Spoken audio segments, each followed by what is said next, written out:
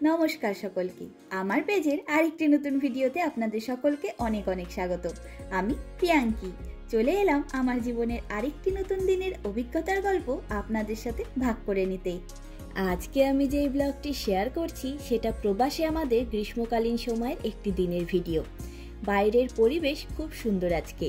তবে জানেন তো, অনেকেই জিজ্ঞাসা করেন যে হাঙ্গেরিতে কেমন গরম পড়ে। সত্যি বলতে আমরাও এই 3 বছরে 3 রকম গ্রীষ্মকাল কাটালাম। হাঙ্গেরিতে মেন গ্রীষ্মকাল থাকে জুন, জুলাই আর আগস্ট মাস জুড়ে। তবে এই 3টি মাস যে নিয়মিত একই রকম অসহ্য গরম থাকে তেমনটা একদমই নয়। মাঝে মধ্যে টেম্পারেচার 35, 37 বা 39 পর্যন্ত উঠে যায় ঠিকই, তবে এরকম অসহ্য গরম পড়লেই 1-2 দিনের মধ্যে নিম্নচাপের বৃষ্টি কিংবা ঝড়ো হাওয়া শুরু হয়ে আবার আবহাওয়া বেশ আরামদায়ক হয়ে যায়। তাই ক্রমাগত ভীষণ কষ্ট এখানকার গরমে পেতে হয় না আমাদেরকে। এখনও অনেক ফ্ল্যাটে এসি নেই, নানা রকম ফ্যান দিয়ে কাজ চলে যায়।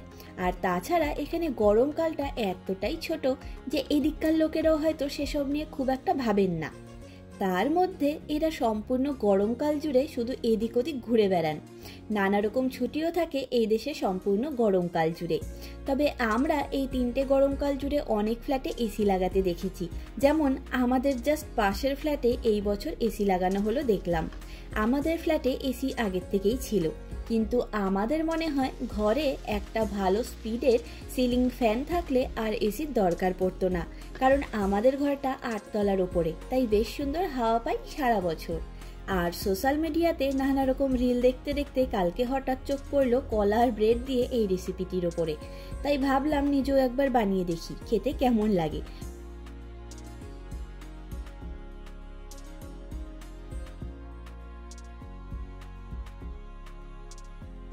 তবে ওই যে সব হেলদি খাবার আবার আমার ভালো লাগে না।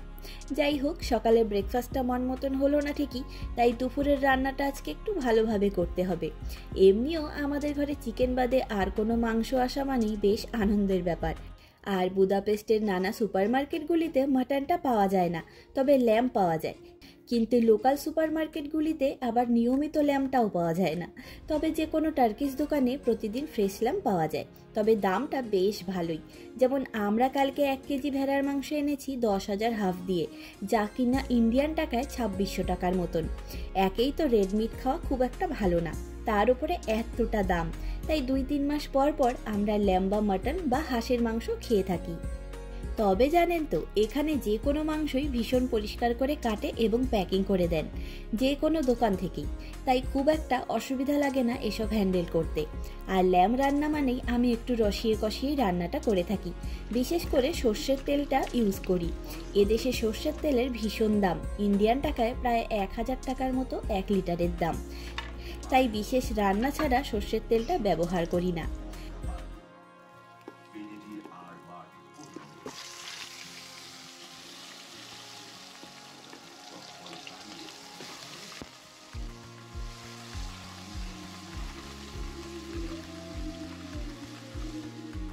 আর আজকে সবার আগে রান্নার সব রকম উপকরণগুলি রেডি করে নিয়ে একবারে রান্না শুরু করলাম। একদিকে গোটা মশলা দেব, আর আদা রসুনগুলো ভালো করে গ্রেট করে নিয়েছি। আর একটা গোটা রসুন, 2টো চেরি টমেটো, 2টো কাঁচা লঙ্কা আর পরিমাণ মতন পেঁয়াজ কুচি রেডি করে নিয়েছিলাম। আর গুঁড়ো মশলার মধ্যে হলুদ গুঁড়ো, জিরে গুঁড়ো, লঙ্কা গুঁড়ো আর গরম মশলা গুঁড়ো দেব। তবে জানেন তো, এই ভিডিওটি আগের বছর সেপ্টেম্বর মাসের, আর তখনও আমি এই সবুজ রঙের সসপ্যানটা ব্যবহার করতাম। এত সুন্দর বাসনটা আমার হাতে নষ্ট হয়ে গেছে জানেন। এমনিও এসব বাসনগুলি একটানা ব্যবহার করলে নষ্ট হয়েই যায়।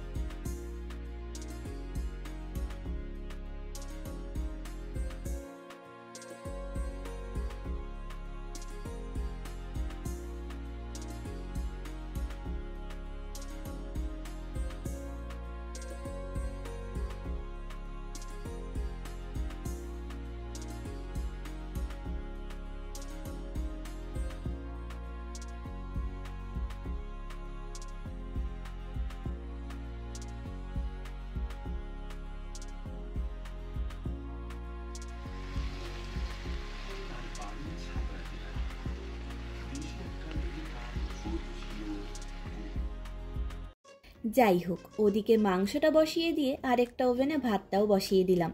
আমার এখানে এসে এটা বেশ সুবিধে হয়েছে, একসাথে আমি 4 রকমের রান্নাও একসময় বসিয়ে দিতে পারি।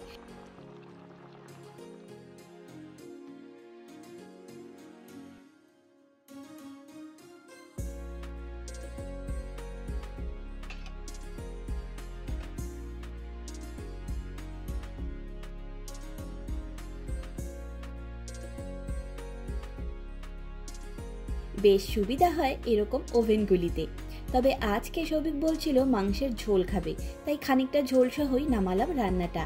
আর আমার আবার এদিককার রসুনগুলোকে গোটা খেতে খুব একটা ভালো লাগে না, কেমন একটা গন্ধ লাগে, তাই একটাই গোটা রসুন দিয়েছিলাম।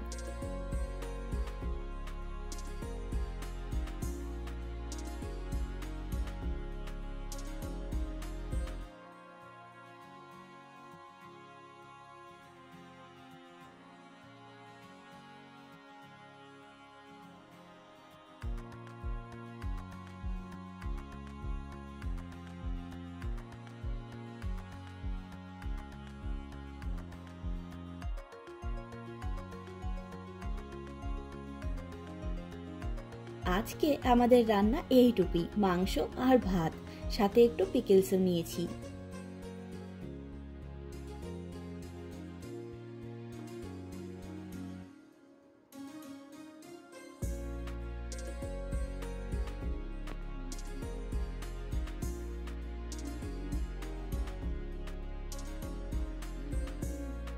আর এখন রাত 8টা মতন বাজে, বাইরেটায় বেশ সুন্দর পরিবেশ। এমনিও এই সময়টা আমার ব্যালকনিতে এসে দাঁড়াতে খুবই ভালো লাগে। পাহাড়ের গায়ে থাকা বাড়ি এবং রাস্তাগুলিতে টুকটুক করে আলো জ্বলে ওঠে, আর সেটা দেখতে আমার দারুণ লাগে। এই সেপ্টেম্বর মাসে রাত 8টা নাগাদ এরকম গোধূলি মাখা পরিবেশে দেখা পাওয়া যায়।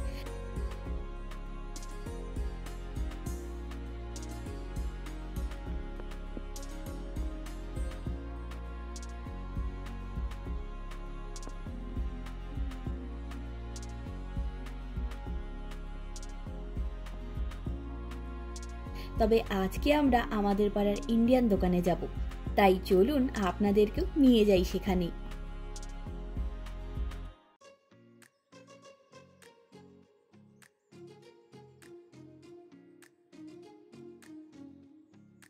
প্রবাসের বেশিরভাগ জায়গায় আমরা শুধু ইন্ডিয়ান দোকান খুব কমই দেখতে পারি, বেশিরভাগ দোকানই এশিয়ান মার্কেট হিসেবে পরিচিত। তবে আমাদের পাড়া করভিনে ইন্ডিয়ান দোকান বলতে এটি রয়েছে, যার নাম দেশি মার্কেট। এই দোকানটি 2 বন্ধু মিলে চালান, তবে বর্তমানে বুদাপেস্ট শহরে এনাদের একটি ইন্ডিয়ান রেস্টুরেন্টও রয়েছে, যার নাম দেশি ফ্লেভার্স। আমি এই দোকানে এসে ওনাদের পারমিশন নিয়ে টুক করে একটু ভিডিও করে নিলাম। আমরা এখানে TRS, Everest, Shalimar, Alibaba, Patanjali, Amul, Haldiram, Radhuni, Shan ইত্যাদি ব্র্যান্ড সহ আরও নানান ব্র্যান্ডের জিনিসগুলি পেয়ে থাকি। তবে এসব জিনিসের দাম অনেকটাই বেশিতে কিনতে হয়, এটাই স্বাভাবিক। আপনাদেরকে একটা উদাহরণ দিয়ে বোঝানোর জন্য বলছি, যেমন ধরুন 100 গ্রাম জিরের গুঁড়োর দাম পড়ে ইন্ডিয়ান টাকায় 300 টাকার মতন, তাহলে বুঝতেই পারছেন। যাই হোক, দেশের থেকে এত দূরে এসে দেশের জিনিসপত্র পেতে গেলে অনেকটা বেশি দাম দিতে হবে, এটাই স্বাভাবিক। আর এখানে যে সারা বছর একই ব্র্যান্ডের জিনিস কন্টিনিউয়াসলি পাওয়া যাবে সেটাও নয়, একবার এক এক ব্র্যান্ডের সর্ষের তেল নিতে হয় আমাদের, প্রায় সব কিছুতেই অ্যাডজাস্ট করতে হয়। আর সব থেকে বেশি অ্যাডজাস্ট করতে হয় চালের ক্ষেত্রে। ধরুন একরকম চাল খাচ্ছি কয়েক মাস ধরে, হুট করেই দেখবো সেই ব্র্যান্ডের চালটা পরপর কয়েক মাস এলোই না। আর এখানে আমাদের ঘরে যে একবারে বেশি করে চালটা অন্তত নিয়ে রাখবো, সেটাও জায়গার অভাবে করে উঠতে পারি না।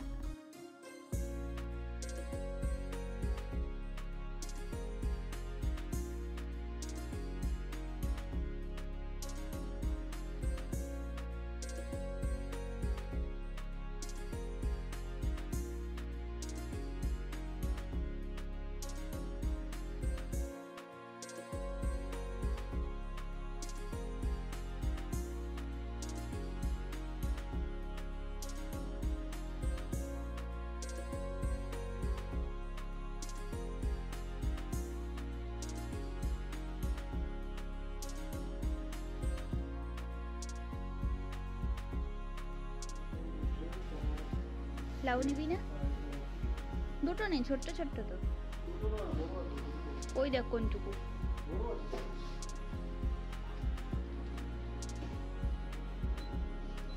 মিষ্টি কি এসছে?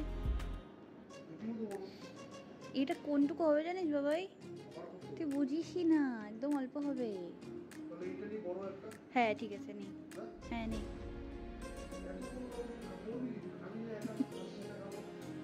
আমি খাবো তো। আশীর্বাদ আটাও পাওয়া যায়, 1 কেজির আশীর্বাদের আটার প্যাকেটও আসে।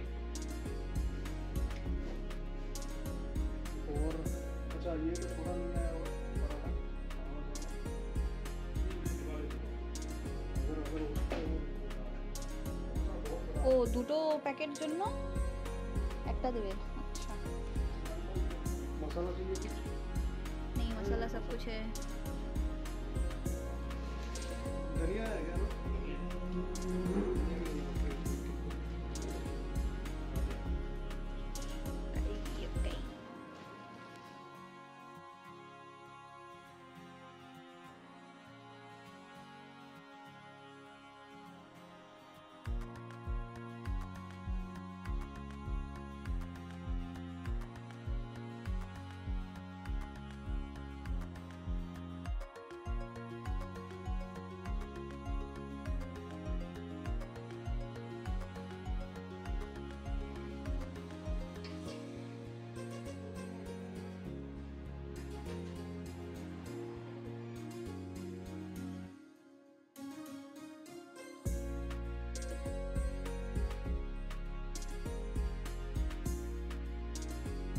যাই হোক, আজকে ইন্ডিয়ান দোকানে ফ্রেশ কিছু সবজির দেখা পেলাম, তাই ভিন্ডি, লাউ, ধনেপাতা আর মালাবার পরোটার একটা প্যাকেট নিয়ে এলাম।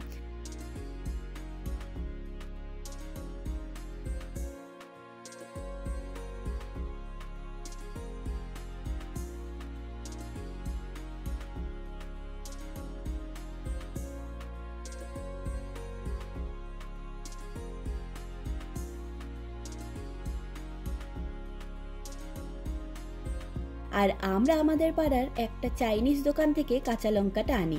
সেটা নিয়ে আসতে গিয়ে দেখলাম সেই দোকানে মুন কেক এসেছে। আগের বছর আমরা এই মুন কেক প্রথম খেয়েছিলাম, দারুণ টেস্টি খেতে এগুলি, তবে দামটা বড্ড বেশি। এই পুচকে কেকগুলির এক একটার দাম নিল ইন্ডিয়ান টাকায় 326 টাকা করে, ভাবুন শুধু।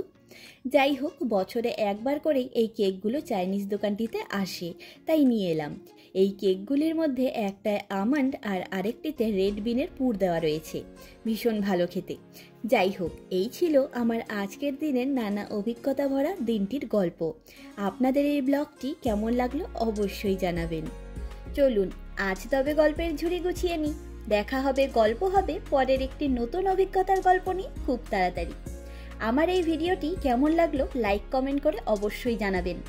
আর আমার চ্যানেলের ভিডিওগুলি ভালো লাগলে নিজের বন্ধু এবং আত্মীয় পরিজনের সাথে শেয়ার করবার অনুরোধ রইল। আজকের ভিডিওটি এখানেই শেষ করছি। সকলে ভালো থাকবেন, সুস্থ থাকবেন, আনন্দে থাকবেন। নমস্কার।